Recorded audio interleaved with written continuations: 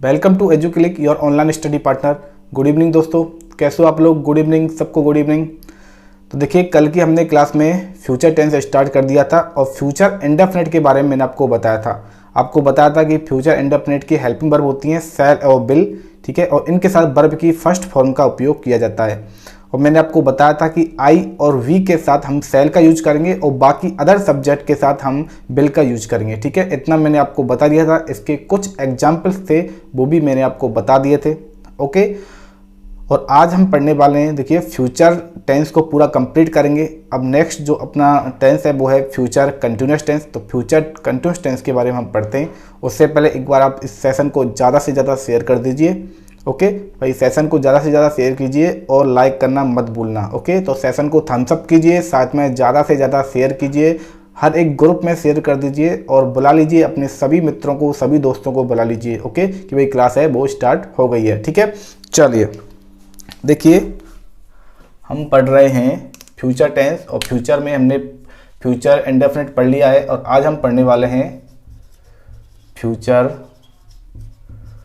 Continuous tense के बारे में। देखिए, कोई भी जो कार्य होता है, कोई भी एक्शन है, यदि वो फ्यूचर में जारी रहता है, ठीक है, वो फ्यूचर में, देखिए इसका मतलब क्या है कि भविष्य में इसमें उस कार्य को व्यक्त किया जाता है जो भविष्य में जारी रहेगा, जो भविष्य में जारी रहेगा, उस कार्य को इसमें व्यक्त किया जाता है, ठीक है, जो फ्यूचर में भी कंटिन्यू होने वाला है। अब इसकी यदि हम हेल्पिंग वर्ब की बात करें, देखिए इसकी हेल्पिंग वर्ब की बात करें फ्यूचर कंटिन्यूअस टेंस की, तो इसकी हेल्पिंग वर्ब होती है शैल और विल के साथ में वी का उपयोग किया जाता है। तो क्या हेल्पिंग वर्ब बनती है? इसकी बनती है, देखिए, शैल बी और विल बी, इसकी हेल्पिंग वर्ब बनती है और इनके साथ वर्ब की फर्स्ट फॉर्म के साथ आईएनजी का उपयोग किया जाता है।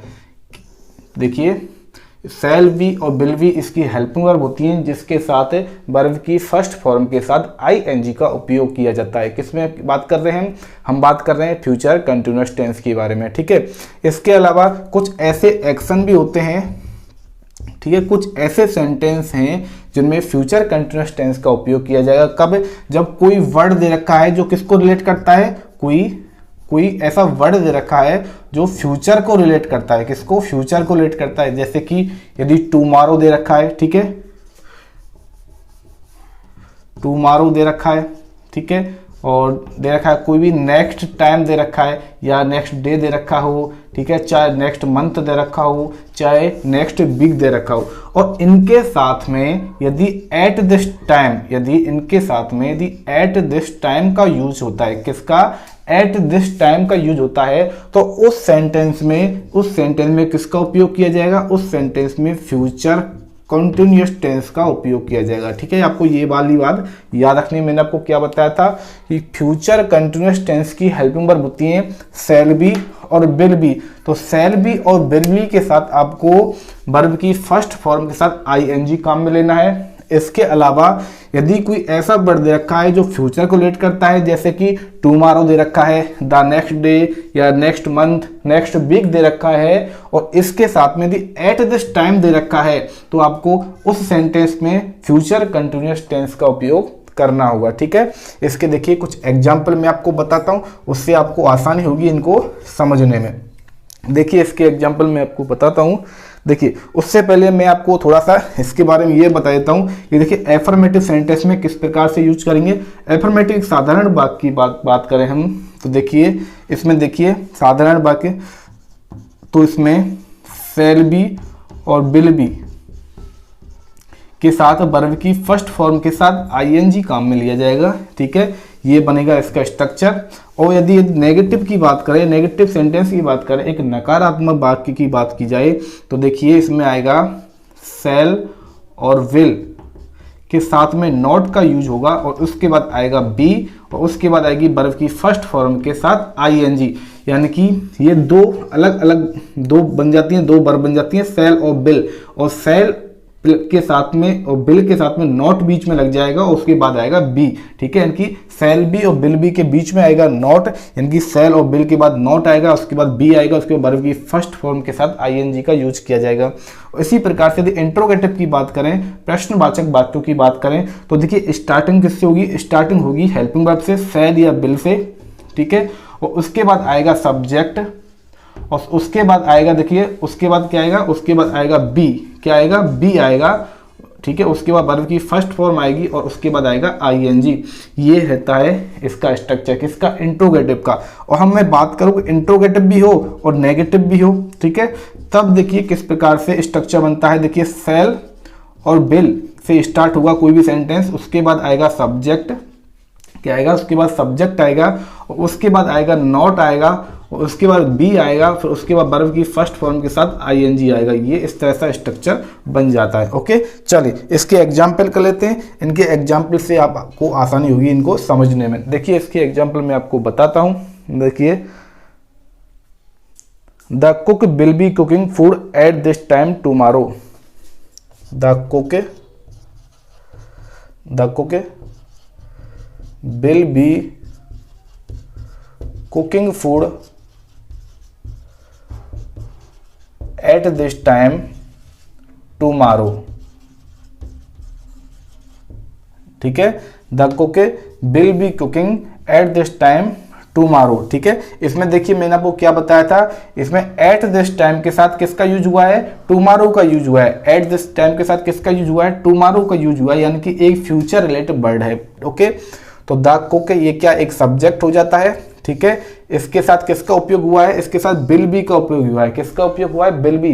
और यहां पर भी देखिए, यहां पर भी सेल बी और बिल बी, सेल और बिल, इसके साथ में बिल के साथ में क्या, इनके साथ में बी आ रहा है, ठीक है। तो सेल बी के आई और वी के साथ क्या आएगा, सेल बी होगा, ठीक है, सेल बी। और अदर सब्जेक्ट के साथ क्या आएगा, बिल बी आएगा। कोई भी अदर सब्जेक्ट आता है तो उसके साथ क्या आएगा, बिल बी आएगा। तो द कुक के साथ क्या आया, बिल बी आया है। बिल बी के साथ वर्ब की फर्स्ट फॉर्म, वर्ब की फर्स्ट फॉर्म क्या है, कुक, इसके साथ क्या आईएनजी लग गया, तो वर्ब की फर्स्ट फॉर्म के साथ आईएनजी, और उसके बाद क्या आ गया, ऑब्जेक्ट आ गया, ठीक है। तो ये इस तरह से इसका एग्जाम्पल हो जाता है। ओके, चलिए दूसरे एग्जाम्पल से मैं आपको समझाता हूं। दूसरा एग्जाम्पल क्या कहता है, देखिए दूसरा एग्जाम्पल है, I shall be writing an essay at this time the day after tomorrow, ठीक है। I shall be writing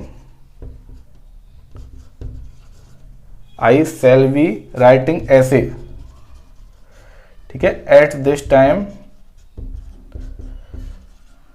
after tomorrow,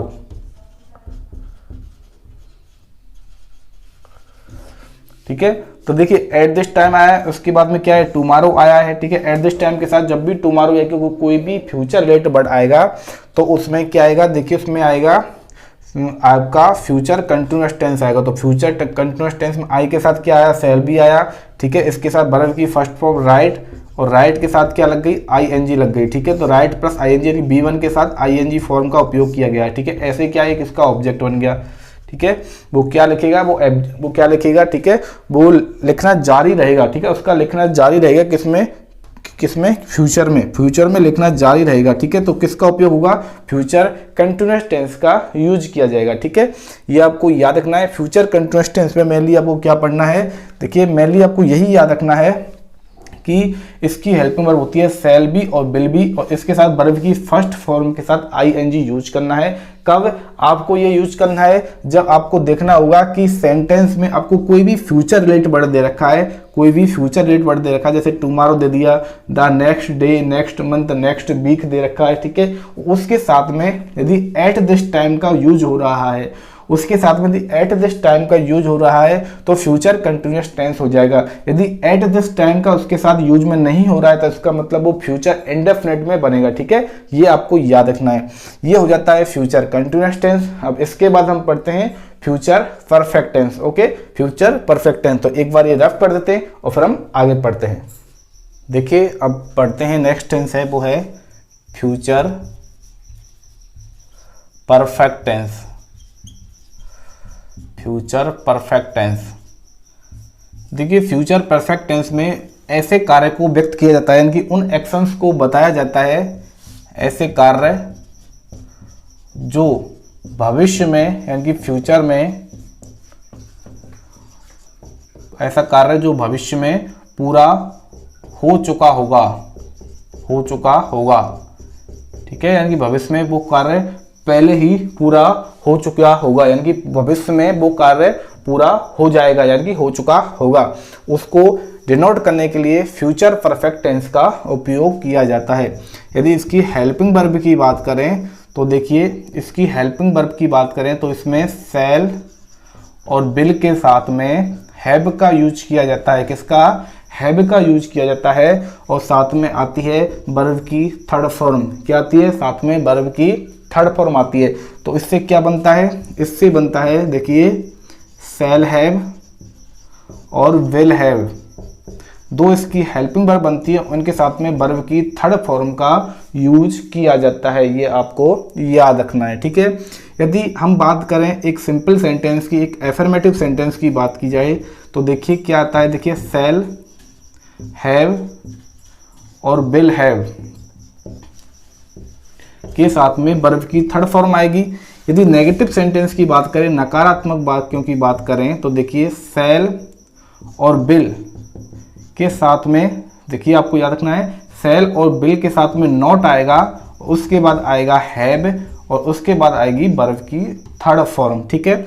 interrogative sentence की बात करें, यदि प्रश्नवाचक वाक्यों की बात करें तो देखिए शैल और विल के बाद आएगा सब्जेक्ट, उसके बाद आएगा हैव और उसके बाद आएगी वर्ब की थर्ड फॉर्म। ये स्ट्रक्चर आपको याद रखने हैं, ठीक है। और वही सेम टू सेम सिस्टम है कि शैल हैव और विल हैव, इनका यूज कब होगा? जब कोई भी सब्जेक्ट है, यदि आई और साथ में दे रखा है वी, क्या आई और वी का यूज होगा तो उपयोग किया जाएगा, यूज किया जाएगा शैल हैव हेल्पिंग वर्ब का। और इसके अलावा कोई अदर सब्जेक्ट दे रखा है, कोई अदर सब्जेक्ट दे रखा होगा तो विल हैव का यूज किया जाएगा, ठीक है। मेनली आपको क्या याद रखना है कि आपको याद रखना है इसकी हेल्पिंग वर्ब होती है शैल हैव और विल हैव, और इन शैल हैव और विल हैव हेल्पिंग वर्ब के साथ में वर्ब की थर्ड फॉर्म, ये क्या है? वर्ब की थर्ड फॉर्म है, ठीक है। थर्ड फॉर्म का यूज किया जाता है। B3 लिखा है मैंने, इसका मतलब वर्ब की थर्ड फॉर्म है, ठीक है। ये आपको याद रखना है, ठीक है। इसके अलावा कुछ ऐसे एक्शन होते हैं, कुछ ऐसे एक्शन हैं या फिर हम कह सकते हैं सेंटेंस हैं, जब सेंटेंस में देखिए टिल, जब सेंटेंस में टिल या बाई के साथ में, सेंटेंस में टिल या बाई के साथ में कोई भी फ्यूचर रिलेटेड वर्ड आता है, क्या? कोई भी फ्यूचर रिलेटेड वर्ड आता है तो किसका उपयोग किया जाता है? फ्यूचर परफेक्ट कंटिन्यूअस टेंस का उपयोग किया जाता है। अब देखिए किस प्रकार से कि अब बाई या टिल के साथ में जब आ जाता है, जैसे टुमारो आ गया, ठीक है, साथ में यदि आ सकता है जैसे नेक्स्ट वीक आ गया, नेक्स्ट मंथ आ गया, नेक्स्ट वाला कोई भी वर्ड आ जाता है तो फ्यूचर परफेक्ट कंटिन्यूअस टेंस का उपयोग किया जाता है। ये आपको याद रखना है, ठीक है, उपयोग किया जाता है। अब देखते हैं इसके एग्जाम्पल, देखते हैं, आप एग्जाम्पल से अच्छे से समझ पाओगे। देखिए इसके एग्जाम्पल मैं आपको करवाता हूं। देखिए, I shall have return your money by next Sunday. I shall have return your money, ठीक है। I shall have return your money next Sunday. देखिए, अब देखिए ये एग्जाम्पल क्या कहता है। मैंने आपको बताया था कि बाई के साथ में कोई भी नेक्स्ट, ठीक है, यानी कि फ्यूचर रिलेटेड वर्ड है। ये क्या है? फ्यूचर रिलेटेड वर्ड है। नेक्स्ट संडे आ गया, फ्यूचर को रिलेट कर रहा है। बाई के साथ में जब फ्यूचर रिलेटेड वर्ड आता है तो फ्यूचर परफेक्ट टेंस का यूज किया जाता है। तो देखिए फ्यूचर परफेक्ट टेंस का कैसे यूज किया गया है। आई के साथ मैंने आपको बताया था शैल हैव यूज किया गया है। आई के साथ क्या आएगा? सेल हैव आएगा और सेल हैव के बाद वर्ब की थर्ड फॉर्म आएगी। वर्ब की फर्स्ट फॉर्म क्या होती है? रिटर्न। क्या होती है? रिटर्न होती है। और रिटर्न के साथ में लग गया ईडी तो क्या बन गई? वर्ब की थर्ड फॉर्म बन जाती है। ठीक है, तो सेल हैव के साथ वर्ब की थर्ड फॉर्म का यूज कहाँ पर होता है? फ्यूचर परफेक्ट टेंस में होता है।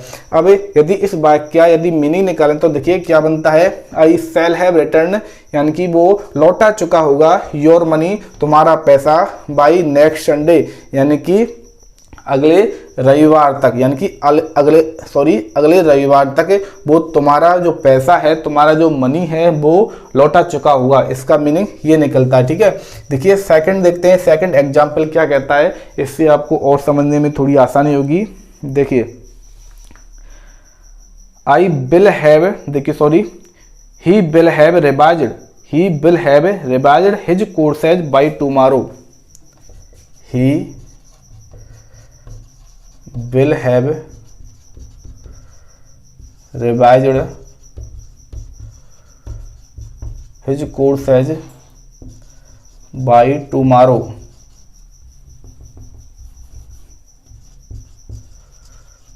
ठीक है, यानी कि ही विल हैव रिवाइज्ड, वो रिवाइज कर चुका होगा हिज कोर्सेज, अपना कोर्सेज, बाय टुमारो, यानी कि कल तक, वो कल तक अपना जो कोर्स है वो रिवाइज कर चुका होगा। इसका मतलब ये निकलता है। तो देखिए बाय के साथ क्या आया है? बाय के साथ टाइम को इंडिकेट करने वाला, यानी कि बाय के साथ क्या है? फ्यूचर टाइम को इंडिकेट करने वाला एक बड़ा आया, क्या? टुमारो आ गया। ठीक है, तो किसका यूज करेंगे हम? फ्यूचर परफेक्ट टेंस का उपयोग करेंगे। ही के साथ में फ्यूचर परफेक्ट टेंस में विल हैव का यूज किया जाएगा, बिल्कुल सही है, और विल हैव के साथ वर्ब की थर्ड फॉर्म का यूज किया जाएगा। ठीक है, इस तरह से ये सेंटेंस हैं, ये एग्जाम्पल्स हैं जो फ्यूचर परफेक्ट टेंस को शो करते हैं। इसके अलावा देखिए, इसके अलावा यदि हम एक क्लॉजेज की बात करें, यदि एक क्लॉज में आपको दे रखा है simple present. Simple present tense का मतलब क्या होता है? सिंपल प्रेजेंट का मतलब होता है प्रेजेंट इंडेफिनिट। क्या दे रखा है? Present indefinite. Present indefinite tense दे रखा है किसमें? बिफोर के बाद। देखिए यदि बिफोर के बाद में, यदि एक क्लॉज में बिफोर के बाद में यदि प्रेजेंट इंडेफिनिट टेंस दे रखा होता है तो मेन जो क्लॉज होता है, मेन क्लॉज होता है, उस मेन क्लॉज में हमें फ्यूचर परफेक्ट टेंस का यूज करना होगा। उस मेन क्लॉज में फ्यूचर परफेक्ट टेंस का यूज करना होगा। देखिए मैंने आपको क्या बताया है कि ऐसे एक्शन जो व्हेन और बिफोर के आगे इसमें सिंपल क्या दे रखा हो? प्रेजेंट दे रखा हो, इनकी प्रेजेंट इंडेफिनिट टेंस दे रखा होता है। ओके, प्रेजेंट इंडेफिनिट टेंस दे रखा हो तो हम मेन क्लॉज में किसका यूज करेंगे? हम फ्यूचर परफेक्ट टेंस का यूज करेंगे। जैसे कि देखिए I shall have taken a bath before the day dawns. ठीक है, इसका एग्जाम्पल देख लीजिए। देखिए नेक्स्ट एग्जाम्पल करते हैं, you will have got ready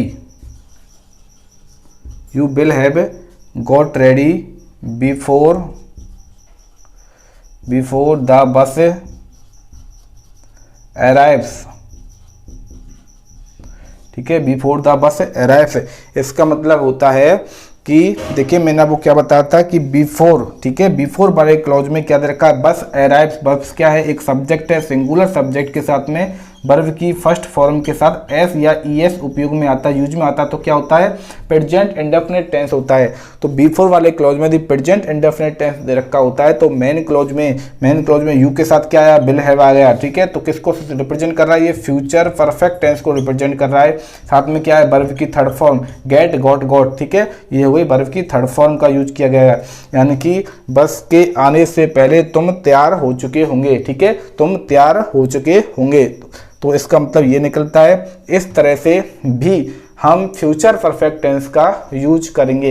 ये आपको याद रखना है मेनली कि फ्यूचर परफेक्ट टेंस की हेल्पिंग वर्ब होती है शैल हैव और विल हैव, और इसके साथ में वर्ब की थर्ड फॉर्म का यूज किया जाता है। ठीक है, इसके अलावा आपको ये भी याद रखना है कि जब टिल या बाय के साथ कोई भी फ्यूचर रिलेटेड वर्ड आता है तो फ्यूचर परफेक्ट टेंस का यूज किया जाता है। इसके अलावा आपको ये भी याद रखना है कि यदि बिफोर या व्हेन वाले क्लॉज में यदि सिंपल प्रेजेंट या प्रेजेंट इंडेफिनिट टेंस का यूज किया जाता है तो मेन क्लॉज में आपको फ्यूचर परफेक्ट टेंस का यूज करना है। ठीक है, ये आपको समझ में आ गया होगा। अब इसके बाद हम लास्ट टेंस है फ्यूचर परफेक्ट कंटिन्यूअस टेंस, उसको कंप्लीट करते हैं। ठीक है, ये मैं रफ कर देता हूँ।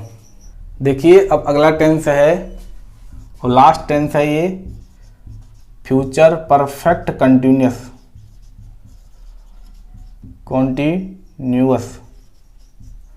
Future perfect continuous. देखिए फ्यूचर परफेक्ट कंटिन्यूअस में उस एक्शन को रिप्रेजेंट किया जाता है कि जो कोई एक्शन है वो एक टाइम तक फ्यूचर में भी कंटिन्यू रहा होगा। ठीक है, यानी कि ऐसे कार्य को व्यक्त किया जाता है जो भविष्य में भी, यानी कि फ्यूचर में भी, भविष्य में भी एक निर्धारित समय तक जारी रहेगा। ठीक है, फ्यूचर परफेक्ट टेंस में उन कार्यों को रिप्रेजेंट किया जाता है जो एक निर्धारित समय तक फ्यूचर में भी यानी कि भविष्य में भी जारी रहेंगे। यदि इसकी हेल्पिंग वर्ब की बात करें, फ्यूचर परफेक्ट कंटिन्यूअस की हेल्पिंग वर्ब की बात करें तो देखिए शैल और विल के साथ में हैव बीन का यूज किया जाता है। शैल और विल के साथ में हैव बीन का यूज में लिया जाता है और इसके साथ में वर्ब की फर्स्ट फॉर्म के साथ आईएनजी काम में लिया जाता है। तो इससे कौन सी फॉर्म बनती है हेल्पिंग वर्ब? देखिए शैल हैव बीन और विल हैव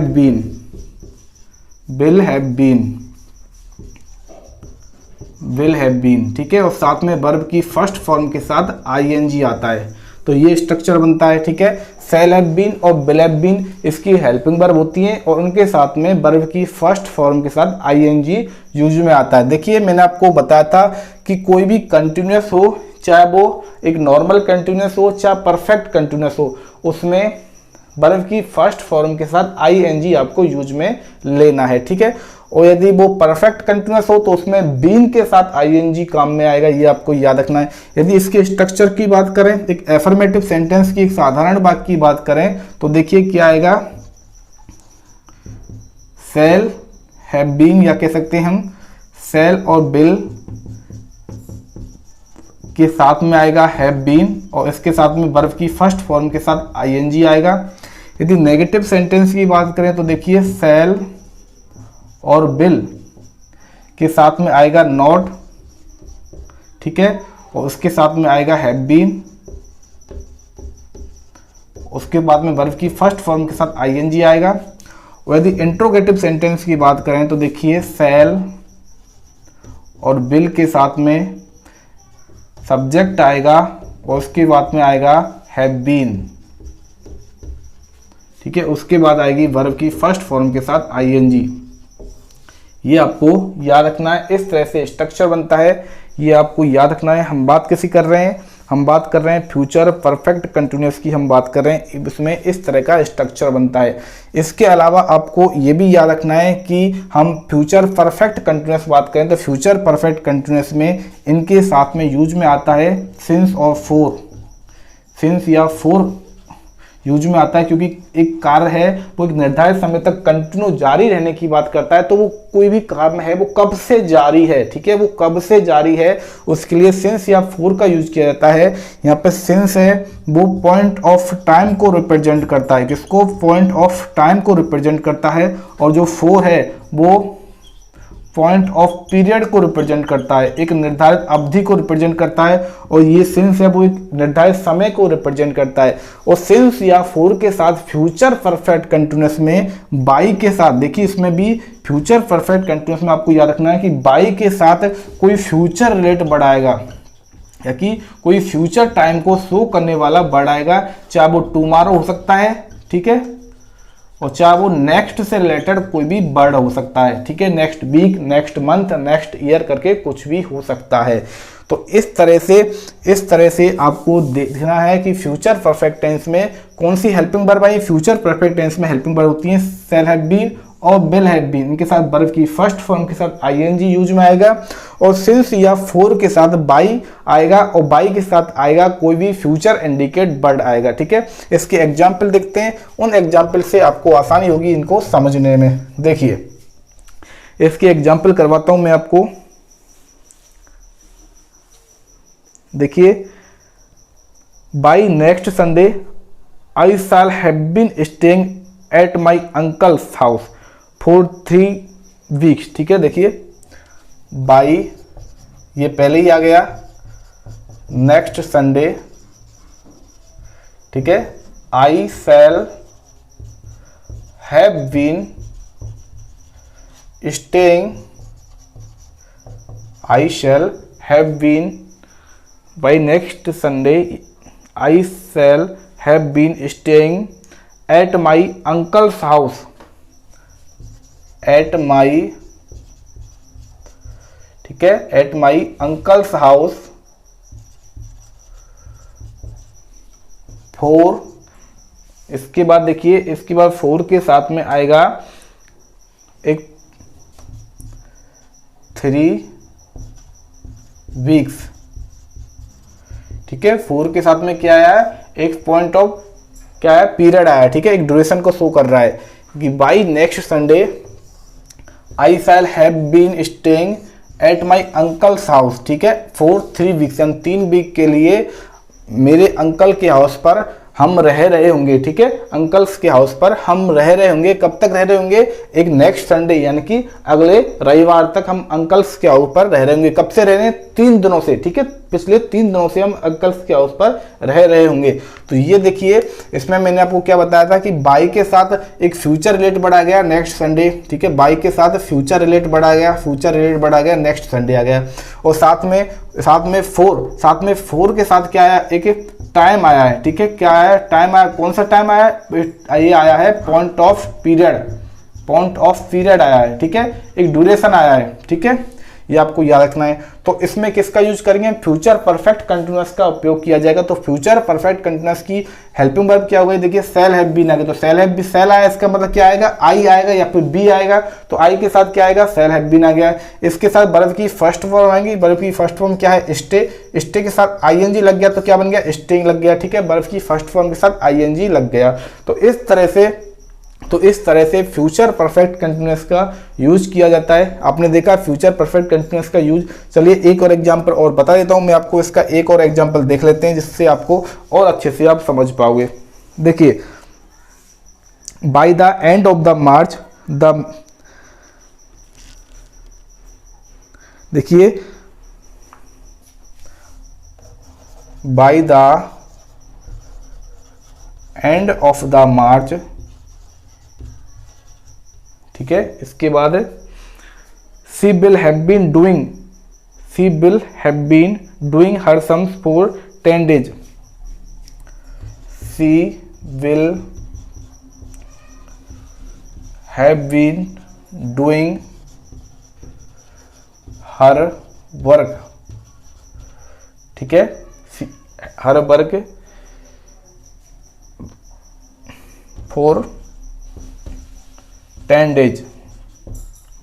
तो देखिए इसमें क्या बताया, देखिए बाई के साथ आया the end of the March. ठीक है, द एंड ऑफ द मार्च यानी कि बाई के साथ कैसे रिलेट कर रहा है, एक फ्यूचर टाइम को रिलेट कर रहा है। एक टाइम दे रखा है बाई के साथ में, और साथ में फोर के साथ में भी एक पॉइंट ऑफ पीरियड दे रखा है। तो इसमें किसका यूज करेंगे हम, फ्यूचर परफेक्ट टेंस का यूज करेंगे। तो देखिए सी के साथ क्या आया, विल हैव बीन आया, और विल हैव बीन के साथ वर्ब की फर्स्ट फॉर्म क्या आ गई, डू हो गई, और डू के साथ लग गया इंग, तो क्या बन गया, डूइंग बन गया। ठीक है, इस तरह से फ्यूचर परफेक्ट टेंस का यूज किया जाता है। ये आपको याद रखने, फ्यूचर परफेक्ट टेंस की हेल्पिंग वर्ब होती है shall have been, will have been. ठीक है, और इनके साथ वर्ब की फर्स्ट फॉर्म के साथ आईएनजी काम में आता है। ये आपको याद रखना है। और इसमें आपको ये भी याद रखना है कि बाई के साथ कोई फ्यूचर इंडिकेट बढ़ाता है, और साथ में पॉइंट ऑफ पीरियड के लिए फोर का यूज करते हैं, पॉइंट ऑफ टाइम के लिए सिंस का यूज किया जाता है।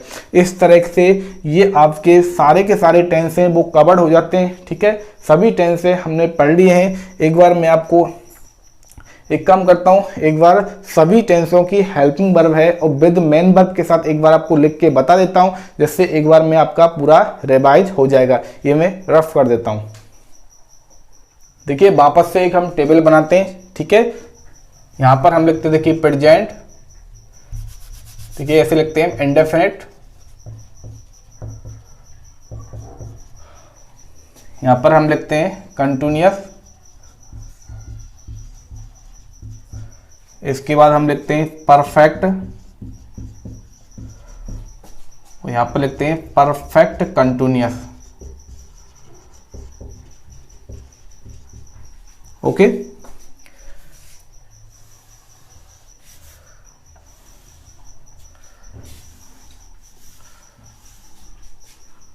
इस तरह से टेबल बन गई।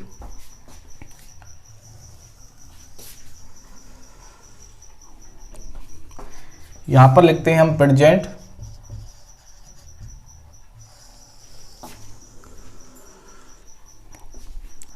ये हो जाता है पास्ट,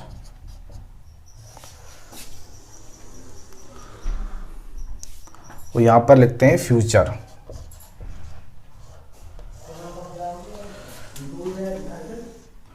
ठीक है, इसके बाद देखिए ये टेबल बन जाती है यहां पर।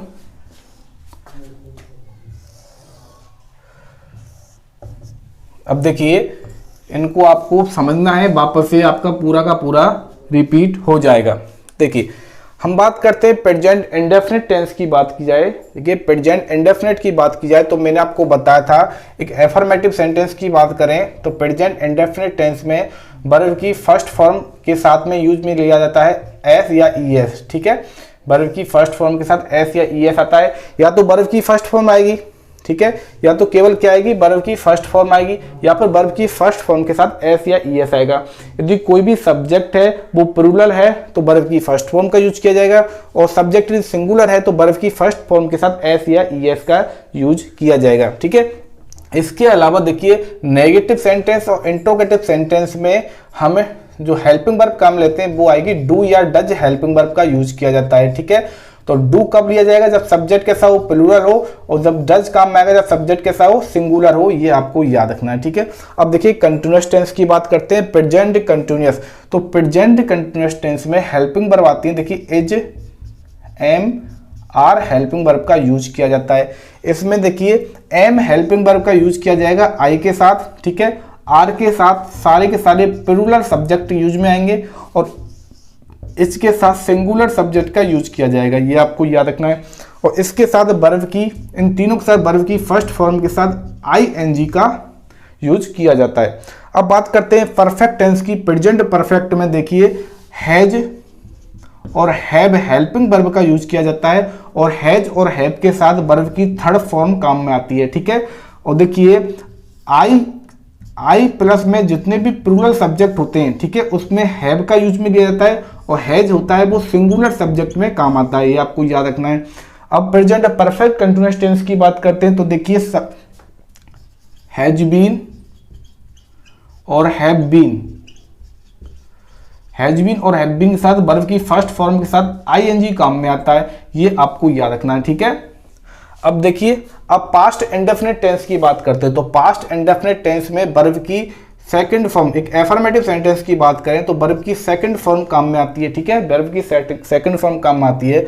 या फिर यदि हम बात करें नेगेटिव या इंट्रोगेटिव सेंटेंस की बात करें तो इसमें हम डिड का यूज किया जाता है, और डिड के साथ में वर्ब की फर्स्ट फॉर्म काम आती है। ये आपको याद रखना है। ठीक है, पास्ट कंटिन्यूअस टेंस की बात करते हैं तो देखिए वॉज और वर हेल्पिंग वर्ब का यूज में आता है, जिसके साथ में वर्ब की फर्स्ट फॉर्म के साथ आईएनजी काम में लिया जाता है।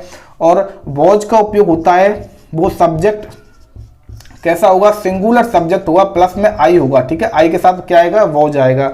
और वर का यूज होगा, वो सब्जेक्ट कैसा होगा, प्लूरल सब्जेक्ट होगा। ये आपको याद रखना है। इसके बाद देखिए हम बात कर रहे हैं पास्ट परफेक्ट टेंस की, तो पास्ट परफेक्ट टेंस में हैड के साथ में वर्ब की थर्ड फॉर्म का उपयोग किया जाता है। ये आपको याद रखना है। और perfect continuous, past perfect continuous का यूज होता है, उसमें देखिए हैड बीन तो हेल्पिंग वर्ब होती है, इसके साथ वर्ब की फर्स्ट फॉर्म के साथ आईएनजी काम में आता है। ठीक है, ये आपको याद रखना है। इसके अलावा देखिए फ्यूचर इंडेफिनिट की बात करते हैं तो देखिए सेल और बिल, सेल और देखिए सेल और बिल हेल्पिंग वर्ब का काम आता है, साथ में वर्ब की फर्स्ट फॉर्म यूज में आती है। यहाँ पर सेल का उपयोग किया जाता है, वो आई और वी के साथ में किया जाता है और बिल का उपयोग किया जाता है वो अदर सब्जेक्ट के साथ में किया जाता है। और यदि फ्यूचर कंटिन्यूअस टेंस की बात करें तो देखिए शैल बी और विल बी और इसके साथ वर्ब की फर्स्ट फॉर्म, इसके साथ वर्ब की फर्स्ट फॉर्म काम में आती है, साथ में आता है आईएनजी, ये आपको याद रखना है, ठीक है। इसके अलावा देखिए फ्यूचर हम परफेक्ट की बात करें तो देखिए हेल्पिंग वर्ब बनती है, देखिए शैल हैव और विल हैव, शैल हैव और विल हैव और इनके साथ में वर्ब की थर्ड फॉर्म काम में आती है, ठीक है। इसके अलावा यदि फ्यूचर परफेक्ट कंटिन्यूअस टेंस की बात करें तो देखिए शैल हैव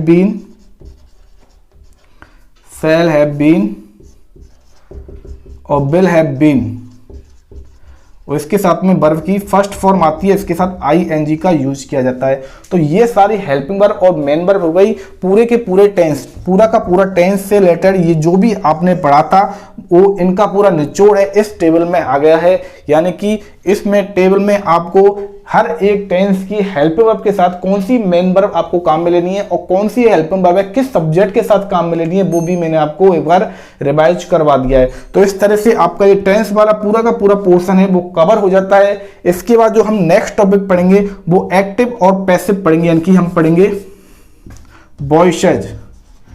क्या पढ़ेंगे? वॉइसेज पढ़ेंगे। ये दो प्रकार के होते हैं, एक तो होता है एक्टिव वॉइस और दूसरा होता है पैसिव वॉइस।